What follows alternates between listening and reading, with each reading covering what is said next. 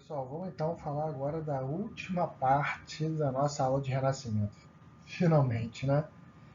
Bem, para essa última parte, então, a gente vai falar justamente, né, da parte da ciência, da revolução científica ligada ao Renascimento, né?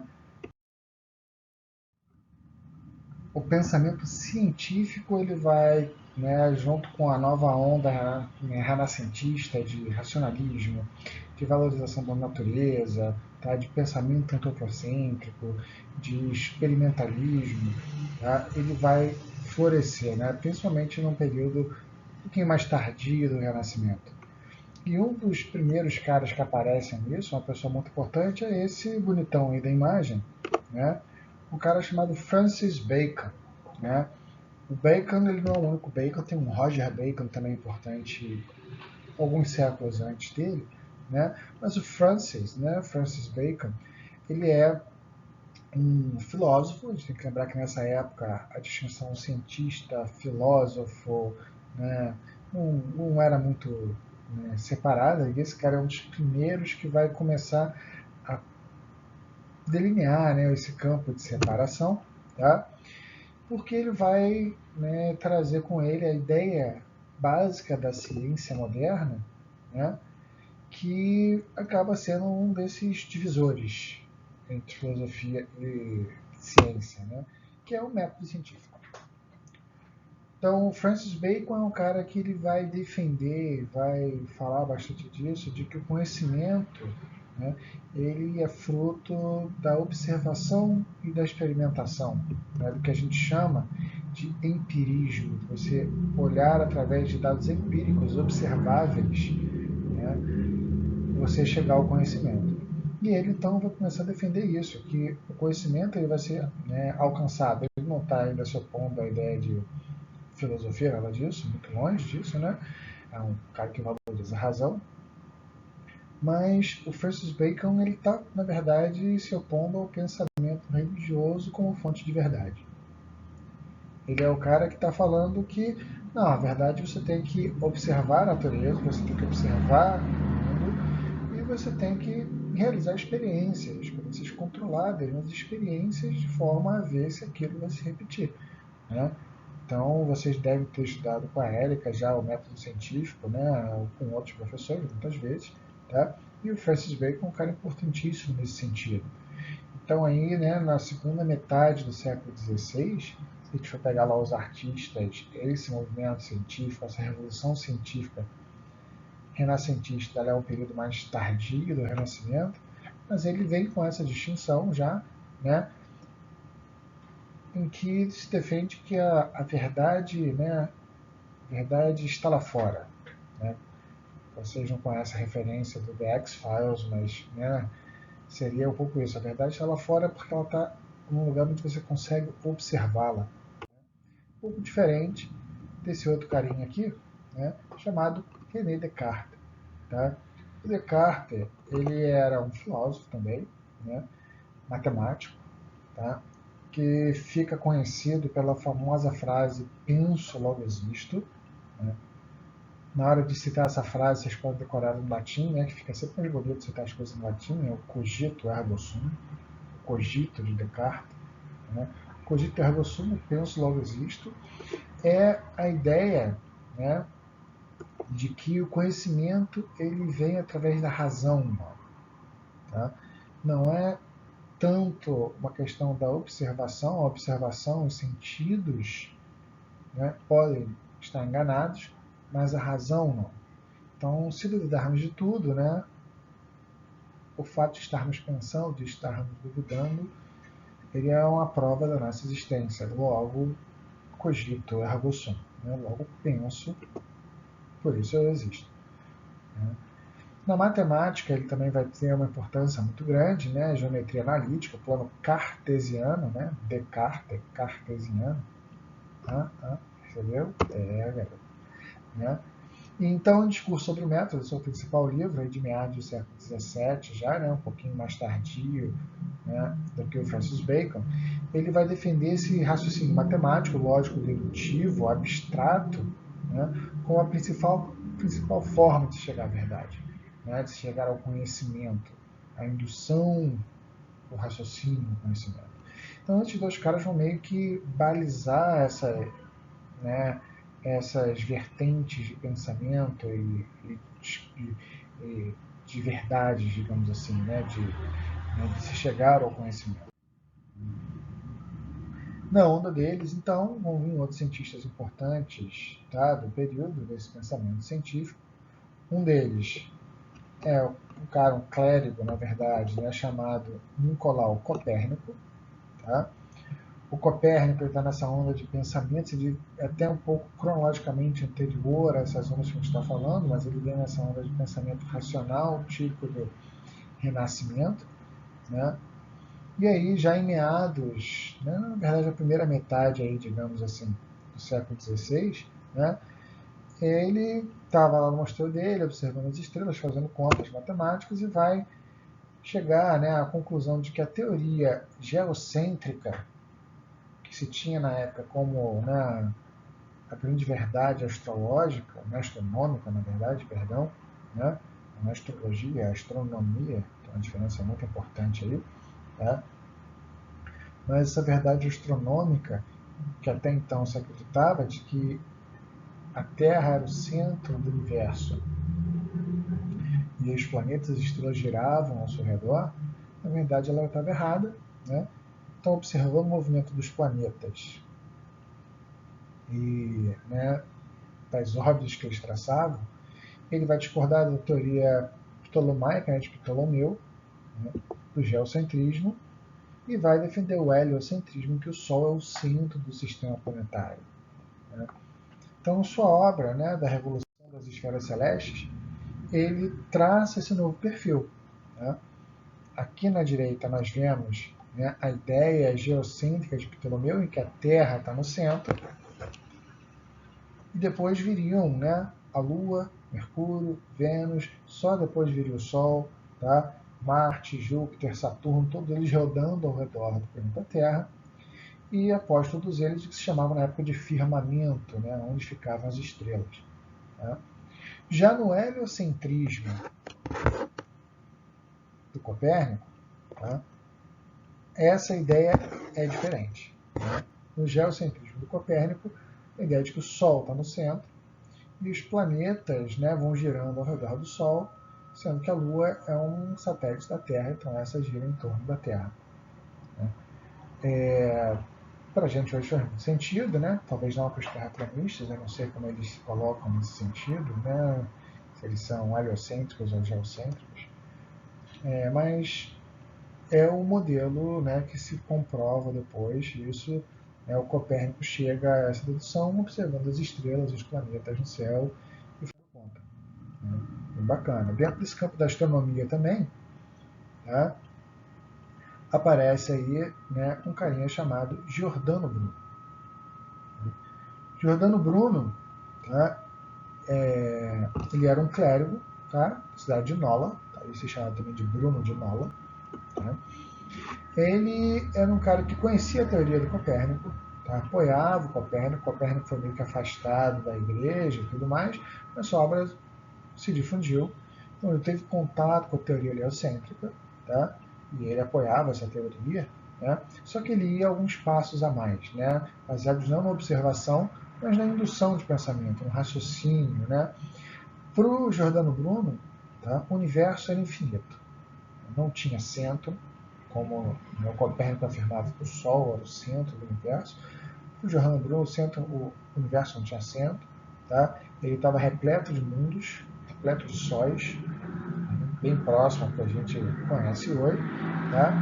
E ele falava que tinham muitos mundos habitados, que o ser humano, né, o homem não era o único ser, né, vivo inteligente do universo. Tá? E aí você já desafia a própria concepção do homem criado à imagem e semelhança de Deus. Né? O universo estava inacabado, estava em expansão, em construção, né, em produção, ou seja, não é essa obra perfeita, né, de Deus que a igreja defendia. Tá? Não é à toa que ele é um cara que foi preso, sim, pela Santa Inquisição. Tá? E no seu julgamento, ao contrário do que a gente vai ver do Galileu, ele se recusa a negar o seu pensamento. Né? se recusa a negar suas afirmações, e Giordano Bruno é o único cientista que acaba sendo queimado na fogueira, tá? É queimado na fogueira em 1600 por ordem do Tribunal do Santo Ofício, tá? E ele fica marcado, né? O nome dele fica marcado na história por conta disso. Galileu Galilei, tá? Famoso, bem pop, né? Físico, matemático, astrônomo, filósofo. Ele era um cara, né, do Renascimento, né? Renaissance Man aí da Itália, século XVI. Tá? Na astronomia, o Galileu, né, trabalhava com telescópio refrator, ou seja, ele consegue produzir um telescópio muito mais eficiente para observar montanhas da Lua, as fases de Vênus, descobre satélites em Júpiter, anéis em Saturno. Né? Então ele é um cara que com a ferramenta produzida por ele consegue ver e consegue comprovar, né? Consegue botar à prova as teorias do Copérnico, tá? Mas também ele atuava em outras áreas, né? Na física ele desenvolve estudos, né? Movimento pendular, por exemplo, tá? Ele era um cara com boas relações na igreja, né? Um homem de posses. Então, qual foi o problema de Galileu, né? O Galileu ficou famoso pela questão que ele teve com a igreja. Qual foi esse problema que ele teve? Na verdade, o problema do Galileu é uma obra que ele publica, né? Um livro. A gente falou do Gutenberg, da imprensa, né? Da produção em massa agora, né? Uma grande série, na verdade, tá? De escritos. E o Galileu, né? Produz o dele, tá? Ele produz em italiano, não em latim, ou seja, dentro dessa vibe do Renascimento, muita gente já dos padrões anteriores conseguem ler o que ele escreve, tá? E nesse diálogo sobre os dois principais sistemas do mundo, né, no diálogo escrito pelo Galileu, tá? Ele utiliza três personagens debatendo sobre, né, o heliocentrismo e o geocentrismo, né? Salviati, Simplício e Sagredo. Tá? Eles estão debatendo sobre isso, esses três personagens. Né? Simplício é o cara que defende o geocentrismo. Né? O nome dele, Simplício, já mostra muito, né, o simples do pensamento. Né? E o Salviati, né, um nome mais próximo de Salvador, alguma coisa assim, é o cara que defende o heliocentrismo, e o Sagredo é o que está querendo, né, aprender, né, descobrir. Tá? E Galileu acaba sendo julgado pela Santa Inquisição por causa desse livro, por causa da publicação desse livro. Algumas pessoas que não eram muito chegadas no Galileu, alguns inimigos dele, convencem o Papa que, na verdade, o personagem Simplício era ele, o Papa, então isso deixa ele meio ruim na fita lá da igreja. Ele é julgado pela Santa Inquisição, ameaçado de se morrer na fogueira, né, como, né, cerca de 30, um pouquinho mais de 30 anos antes dele tinha sido Giordano Bruno. Né? E a diferença é que o Galileu, né, tem a sabedoria de negar o que ele escreveu para continuar vivendo. Né? Ele vai viver depois em prisão domiciliar, digamos assim, mas ele vivia numa grande mansão, uma grande vila, né, com grandes terrenos, isso não foi muito problema para ele não. Né? E a igreja, né, tempinho depois, né, em 1992, tá, século XX, tá, Papa João Paulo II, depois do homem ter ido para a Lua, depois disso tudo, né, o Papa João Paulo II e a igreja se desculpam oficialmente, formalmente, com Galileu, né, e com vários outros abusos que eles tinham cometido, né, no passado. Né, né, o trecho, né, segundo as fontes nos dizem, Galileu, quando ele, né, digamos assim, reconhece sua culpa e pede perdão para a igreja para não morrer queimado, né, ele mostra um pouco essa questão do pensamento como era. Né? Então ele fala, né, vocês podem ver aí escrito, né, o Galileu, filho do falecido Vincenzo Galilei, florentino, de 70 anos de idade, intimado pessoalmente à presença deste tribunal, ajoelhado diante de vós, eminentíssimos e reverendíssimos senhores cardeais inquisidores gerais, contra a gravidade herética e toda a comunidade cristã, tendo diante dos olhos tocado com as mãos os santos evangelhos, ele fala, juro que sempre acreditei que acredito, e mercê de Deus acreditarei no futuro em tudo quanto é defendido, pregado e ensinado pela Santa Igreja Católica e Apostólica. Aí ele continua, né? Mas considerando que escrevi e imprimi um livro no qual discuto a nova doutrina, o falocentrismo, já condenada, e aduz argumentos de grande força em seu favor, sem apresentar nenhuma solução para eles, fui pelo santo ofício acusado de veementemente suspeito de heresia, isto é, de haver sustentado e acreditado que o Sol está no centro do mundo imóvel, que a Terra não está no centro, mas se move. Aí ele fala qual é a heresia, né, que ele tinha cometido. Afirmar que o Sol estava no centro do mundo imóvel, né, porque eles pensavam na época, e a Terra não estava no centro, mas se movia ao redor do Sol. Ele complementa então, desejando eliminar do espírito de vossas eminências todos os cristãos fiéis essa veemente suspeita concebida muito justamente contra mim, com sinceridade e fé verdadeira, abjuro, amaldiçoo e detesto os citados erros e heresias, e em geral qualquer outro erro, heresia e seita contrários à Santa Igreja. E juro que no futuro nunca mais gerei nem afirmarei, verbalmente nem por escrito, nada que proporcione motivo para tal suspeita a meu respeito. Ou seja, ele estava, na verdade, pedindo pinico para a igreja, né? Mas isso não quer dizer que ele tenha mudado de ideia. Né? Tanto que dizem, né, que quando ele está saindo, ele fala baixinho e por se move. E, no entanto, ela se move. Né? Ou seja, acho que a Terra, né, gira em torno do Sol, que ela se move. Assim ela se move. Para fechar aqui, um último nome dessa época, né, desse pensamento científico, dessa iniciativa de se compreender a natureza, de se compreender o conhecimento, né, é esse bonitão aqui, né, chamado Isaac Newton. Né. Depois ele vira Sir Isaac Newton. Newton era um carinha também bem barra pesada aí nos conhecimentos, né? Na sua obra Princípios Matemáticos da Filosofia Natural, tá? Ele estabelece as ideias das leis da física, né? As leis newtonianas. O seu Felipe deve ter falado já com vocês um pouco disso, né? E, né, defende, né, o heliocentrismo, a investigação racional, o funcionamento da natureza. Né?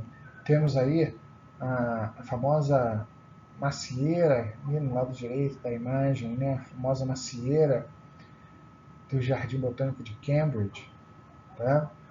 Não é a que caiu em cima dele, né? Não foi essa, teria sido aí essa mitológica, né? No sentido de que provavelmente não existiu, né?